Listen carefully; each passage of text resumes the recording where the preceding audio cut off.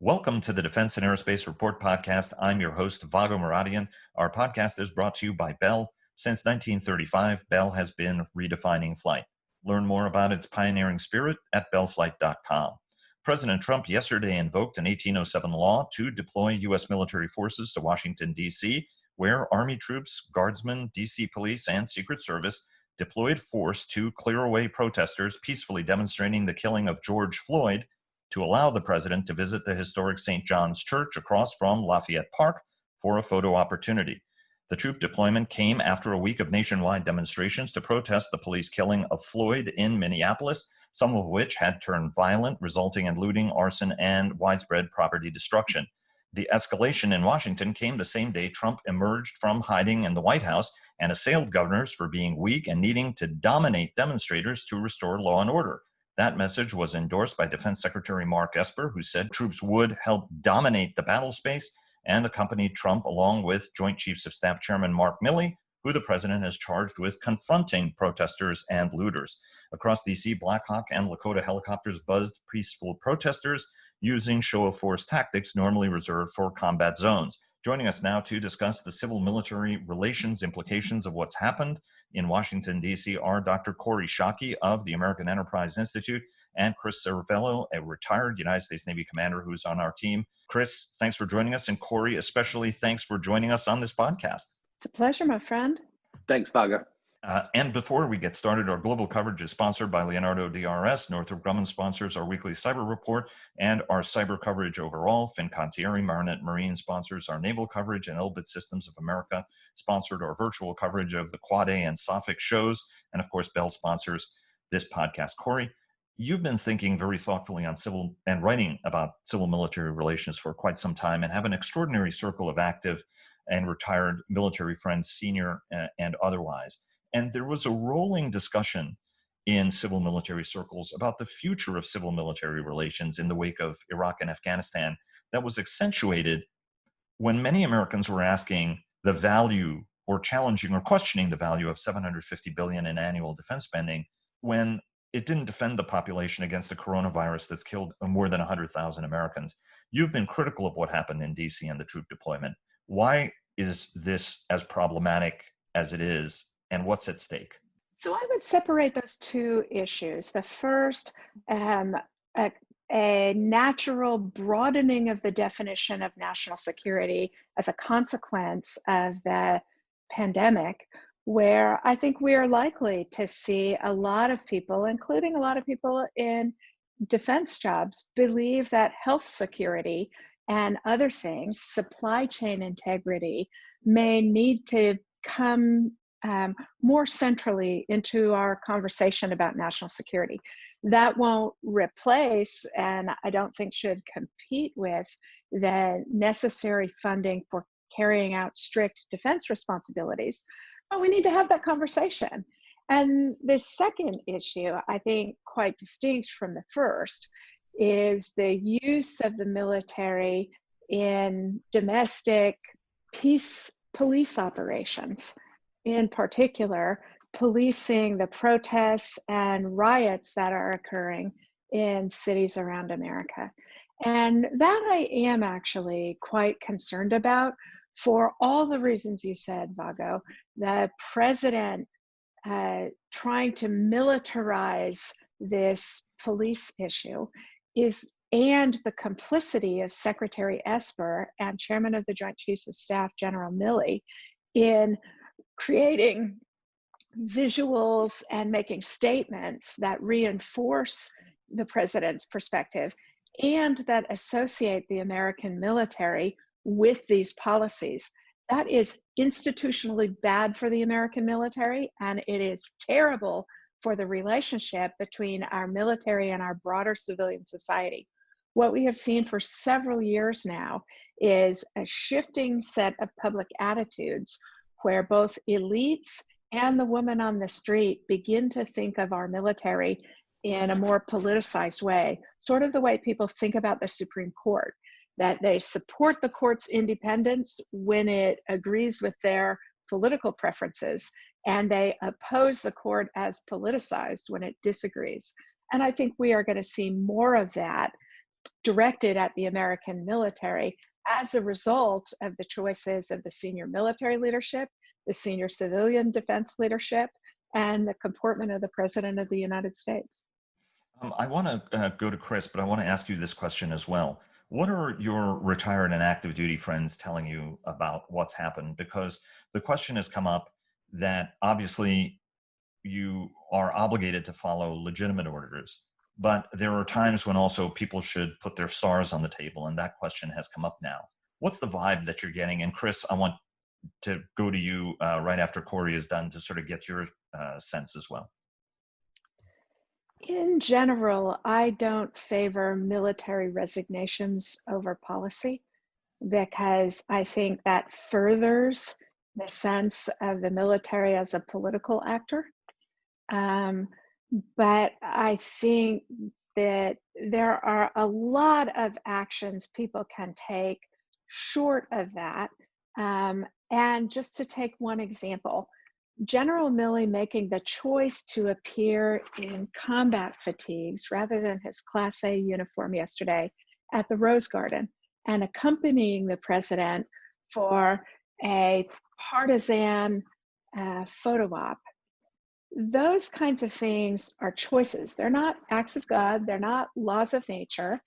And if you think about the contrasting example, I'm sure your listeners have seen the video from several months ago of the Australian Chief of Defense when their chiefs were being used as a political prop. Their equivalent to General Milley quietly asked for them to be excused out of the press conference because they didn't want to be put in the position of supporting policy choices by a government.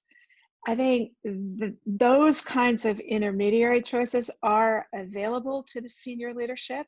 And I think it's actually really disappointing that neither Secretary Esper nor General Milley chose to say it's not appropriate for us to further exacerbate the divisions among Americans right now and to create a storyline of the military versus the protesters. Even if it's politically useful to the president, it's institutionally damaging to the Department of Defense. Chris, your sense? So I absolutely agree with the point that Corey just made. And as I talked to retired flag officers and retired colleagues last night and today, there was a lot of frustration. There was a lot of concern over the things that Corey just described and over what you mentioned in the intro. But I think as I look at it, we didn't get here overnight, and that's what I think the more astute folks tend to recognize as you have this conversation with them is that this has been using a maritime analogy. It's not like the president suddenly threw the rudder over and we immediately started heading in this direction. We've taken little bites towards this for the last 3.5 years, whether it's quasi political events that had the military as the backdrop, whether it's the rhetoric that the president used in the company of either military leaders or the troops themselves, whether it's his belief that they are his generals or his admirals. This has been a slow burn that has brought us to this place. I don't know if that's worse than throwing the rudder over, again using that analogy, but it makes it a lot harder for us to go back, and it makes it, I think, a lot harder for those leaders to either throw their stars on the table or do something just short of that to really show concern. You and I were talking before we came on the air that the bar has been lowered so much that I think whether it's the American people or whether it's former military leaders, they just don't expect that much from this president. And so when he does stuff like that, I'm not sure that there is the outrage that maybe there should be, but something obviously needs to be done. And that has been the collective feedback that I've both felt and received from the people that I reached out to over the last 2 days. there are some who's suggesting that this is not sort of a significant disconnect, but a blip.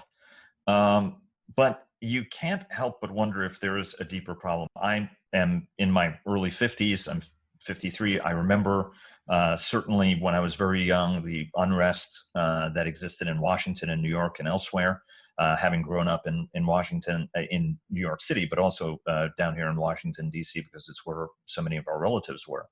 And the sense that throughout my career, where successful African American men and women in uniform have still felt a little bit of a sting of discrimination, even in their careers. And you can easily make the case that while 40% of the force is I think accurately represented in terms of the African American and Latin American, Latino American mix, the sense that it's very, very difficult for African Americans to certainly get into positions of leadership, even though we've seen that with C.Q. Brown becoming the first African American service chief.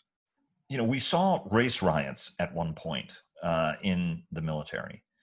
Is there a danger of maybe not race riots, but the sort of uneasiness that Chief Wright was talking about, that he feels that he could be a George Floyd, perhaps, if he wasn't wearing a uniform? Well, I think the distinction that's important is that race riots occurred in the American military in a time of conscription, where you had a lot of people who didn't want to be in military service. And I think one of the positive results of an all-volunteer force is much better order and discipline in the ranks. So I'm deeply skeptical that you are likely to see anything like the racial friction that you saw in the late 60s and early 1970s. But you make a very good point that 40% of the force are people of color, and 40% of the senior officers certainly are not.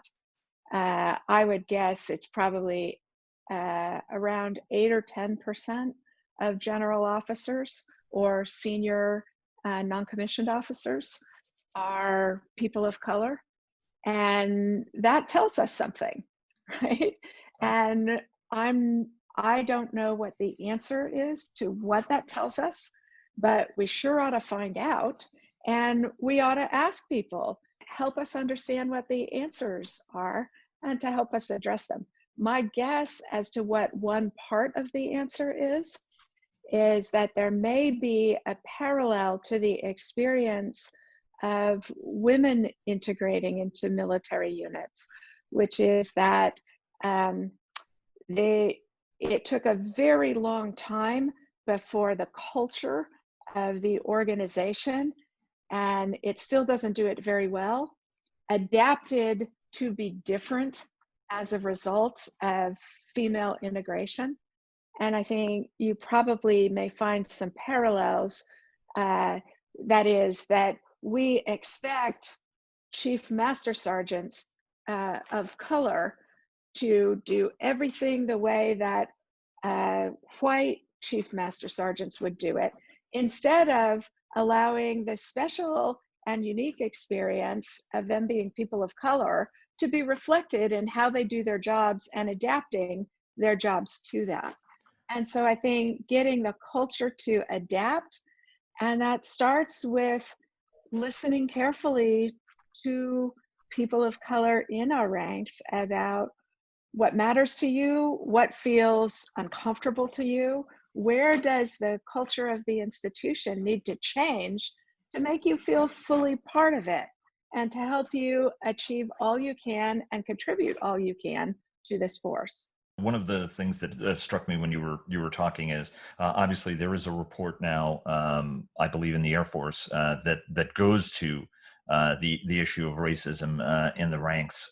Although I would also say that racism was a lot more overt in the 1960s and the 1970s than it necessarily can be today, I think, because people recognize it as being something that if it's terribly overt, can be career destroying. And I think that ultimately we should get to a point where it is completely irrelevant and you are promoted on your merit, irrespective of where you are, but understanding that you may have to have programs and means of support to try to bring folks up that might otherwise be disadvantaged in the process.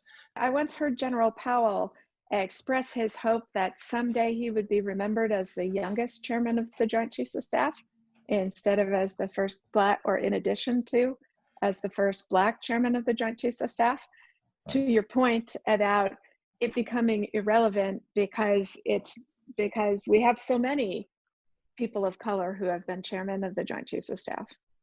I just think he's also one of the most extraordinary chairmen of the Joint Chiefs of Staff we've ever had, including one of the most extraordinary military Americans we've ever had, if not one of the great Americans we've had.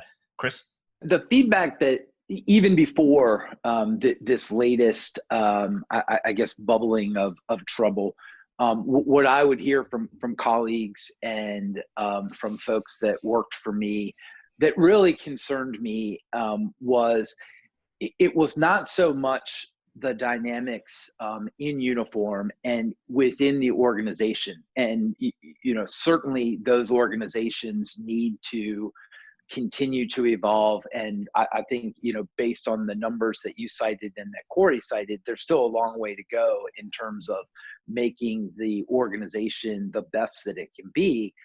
But what is often lost on fellow teammates is that when I left the ship, or when I left the Pentagon and drove home, I didn't fear for my life. I didn't fear for being stopped by the police and only being viewed as a Black man or a Black woman. It's that feeling that is really at the heart of what, even on their best day in the Navy, when they left, like I said, the ship or the Pentagon, there were all sorts of societal issues that they now had to face. No matter how bravely or no matter how hard they worked, they now had to go back out in society and deal with all of the nonsense that we're now seeing people stand up and fight for. And so it's not only a matter of reforming the organization that we're all members of, the services, but it's then how do we then take that and reform society? That, I think, that's that dynamic that servicemen and women are of color are feeling right now.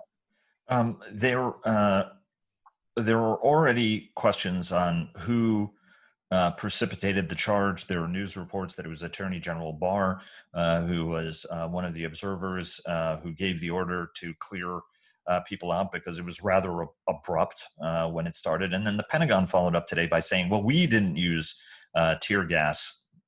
Somebody appeared to be using tear gas from what we could see and what protesters were reporting, including one of the priests from St. John's, who was apparently had to set up a little bit of a triage first aid area on the grounds of St. John's when they were forced to leave in advance of the president's arrival. I guess the question I'm asking is, does this play in at all to any budget conversations for the future? Corey, do you think that it shapes or drives people to maybe be somewhat more skeptical, or does this manifest in a negative impact on the Pentagon budget at a time when people are concerned about an impact on the Pentagon budget, in part because the nation is increasing its debt to cover the coronavirus pandemic, where we're still not out of the woods? It's a really good question, Vago. I don't have the sense that that markets are so worried about American debt. So, for example, we floated a $4 trillion stimulus package a couple of months ago, and interest rates didn't budge from zero. And so I think there is such appetite for trustworthy American debt right now that we're not going to have to make trade-offs between adequately funding our defense needs and adequately funding our other social needs. But I do share your view that the way that the military is being associated with heavy-handed policing in a time when Americans are protesting for equal justice before the law is going to change congressional attitudes about the military. I saw that Senator Tim Kaine just announced that he's going to introduce an amendment to the National Defense Authorization Act, refusing any funds for American military policing of the protests. And so that means that Secretary Esper and the service secretaries and chiefs are going to have to find that money elsewhere. And Congress is already up in arms about the way that the administration took money that was authorized and appropriated for other military purposes and funneled it towards the wall. My own sense is there ought to be a challenge to the constitutionality of that movement of money. And Secretary Esper a couple of weeks ago announced where they're going to backfill the budget in those instances. I think Congress is likely to refuse those backfill requests for reprogramming. And I think there will also be a hardening of hearts to DoD claims that money is tight and they need greater latitude. Chris? As you and Corey were talking, I jotted down 3 quick points, and I think Corey hit the second one, but I'll just rattle them off, and because I see this as kind of an increasing level of problems. One is the most practical problem, and I think it complicates the ability to get an NDAA and an authorization agreement done anytime soon. I mean, I think there was always this concern that the election and the politics associated with the election was going to complicate that process. But there was a hope that the leaders in the 2 committees for each respective process would be able to get that done so that the Pentagon wouldn't suffer as a result of a highly charged political environment. I think this complicates that. I think that this will make that more difficult, as now hearings will undoubtedly occur that question the decision-making process of Secretary Esper and of Chairman Milley. So that's going to add emotion, and I think it makes, from a practical standpoint, it has an effect. The second is the investment piece that Corey just alluded to. I agree. I mean, I don't think it's as simple as, hey, you were going to get $760 billion, now you're going to get $500 billion. I don't think it will be that, that draconian or that cut and dry. But I think that there will be a lot more nickel and diming on the part of Congress, and I think it will just make it very difficult for the Pentagon at least over the next year, if not longer, as they try to defend programs that are now under intense scrutiny. And then the third is what is most important to me as a former service member. We lauded for years the trust that we felt like we had from the American public. It was reflected in any number of polls, whether it was Gallup or Pew or whatever, that the trust that the American people had in the military far surpassed other institutions of government in our society. And I worry that, one, that trust has been injured and will continue to be injured. And then I worry what that means for how the military will be viewed, our ability to compete for talent among the American people, because that trust has been damaged, and what it means for how the military will be viewed in a larger context of society. So those are kind of the 3 areas that I worry about as a result of the last couple of weeks.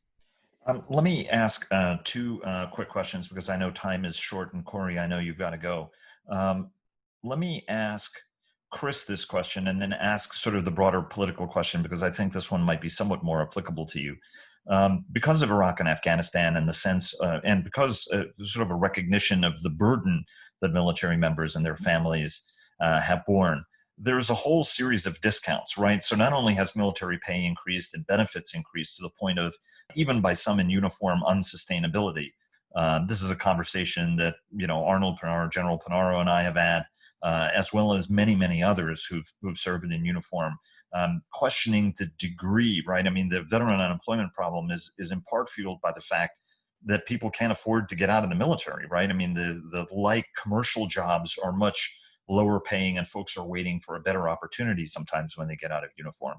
I guess my question would be that because of the pandemic and the economic crisis that we're in right now, some of those benefits are beginning to expire, right? I mean, whether it's at Vineyard Vines or anywhere else where military members get a discount, or to ball games and things like that. Is this something that could have a backlash on the bottom line of a lot of military families where there were some discounts that people were getting, and as a consequence of this, that might trigger people to say, you know what, I got to sunset these anyway for economic reasons. This was sort of the last straw, and I'm going to get out of it.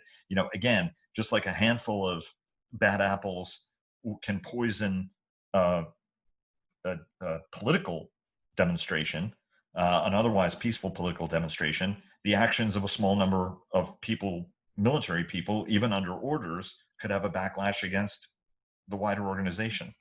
The short answer, Bago, is I don't know, and I hope not. I mean, I hope that we haven't become so entitled as military members and veterans that we are banking on those discounts, that show of appreciation from vendors, as a way of making ends meet. I mean, that would really be sad on a number of different levels.